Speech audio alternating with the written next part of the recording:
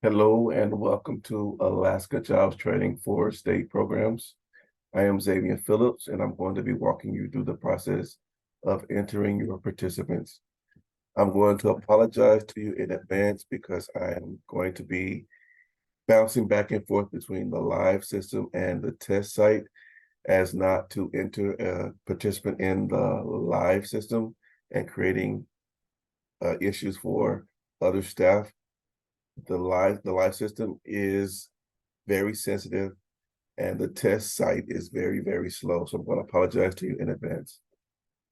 Also in the test site, not everything is in there, but there'll be enough information for me to at least show you in this process. If you have any questions, you can reach out to any of the program coordinators or grant administrators with the Alaska Workforce and Investment Board. All right, without further ado, let's go ahead and get into it. All right, so when you're going to create a participant, what you're going to do is you're going to click on the menu over here in the top left corner. And you want to try to look for the participant that you're going to enter. All right, so I'm going to pick someone that I know is not in here.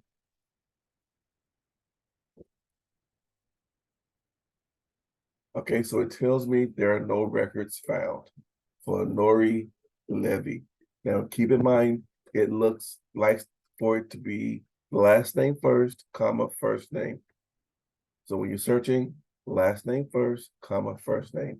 So this person's not here, so I must create them. To do that, I'll have to go down to Manage Individuals right here. Click on the little arrow here. All right, and I'm going to create the individual. Again, I'm not going to go all the way through with it because I am in the live system at this point, and I don't want to do anything that's going to create problems for anyone else. You have two options, comprehensive registration or register with a resume. Always use register with a resume. It's going to save you loads of time later. So I'm clicking on register with a resume.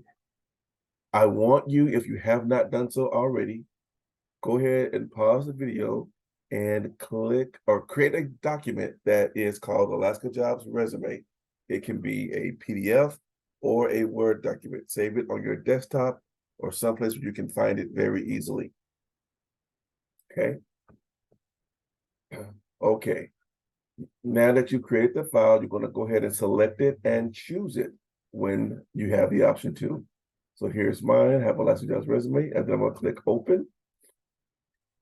And then I'm going to click Next. Now, what it's going to do is going to scan the document to see if there's any information in there, and it's going to put it in its proper field. So if you have an ASTRA resume, go ahead and use the ASTRA resume for the participant. If not, please use the blank one, and it'll at least get you to the point where you can enter the information in a much shorter time frame than comprehensive. Okay, so it's asking for the information. You're going to answer everything that has an asterisk.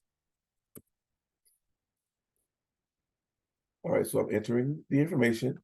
Social Security number is not necessarily required. If you do have it, please provide it because it will make doing the research later easier. But if the participant did not want to provide it, it's okay to select I do not wish to provide, and you'll get a confirmation box just to tell you or remind you that they'll miss some important benefits by not providing that. I'm going to click OK, and it'll block out the Social Security number fields. Okay, I've got to put in the phone number. All right, and I got to put in they're authorized to work in the United States. I've got to answer the question whether or not they're homeless, and I've got to put in an address.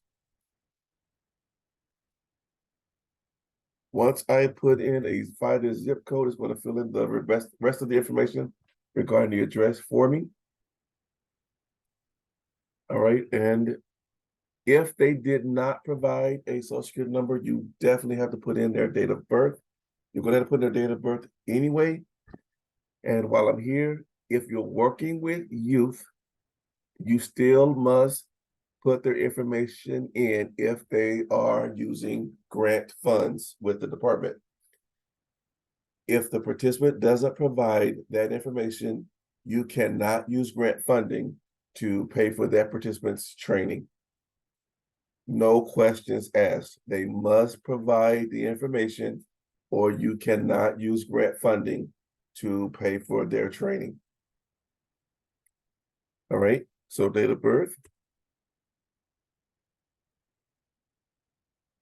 All right, so when you're entering any dates in any fields, you must put a 2-digit month, 2-digit date, and 4-digit year. And unfortunately, you must put the slashes in as well. Otherwise, it's going to give you an error. Okay, I'm selecting the gender. Excuse me, you may not have this information, but you must answer the spouse or caregiver of a military member question. If you don't know, it's okay to say no. And please know that you are not forging any information. The only thing we're doing at this point is creating their profile in which the participant can come and change or modify later. What we're doing right now is creating a profile so that we can at least enroll them in one of the programs that you're training them on. All right. Okay, so I got to answer whether or not they're military. I've got to answer what job they're going into.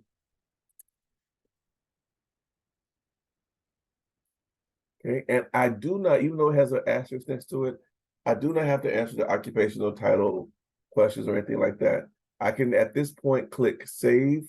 I am not going to do it again because I don't want to create a bogus individual in AlaskaJobs at this point. But you click save. Once you click save, then it'll create the person for you and take you back to the top where you'll see their name. And what you'll do at that point is click on their name. That's how you create a participant from the beginning.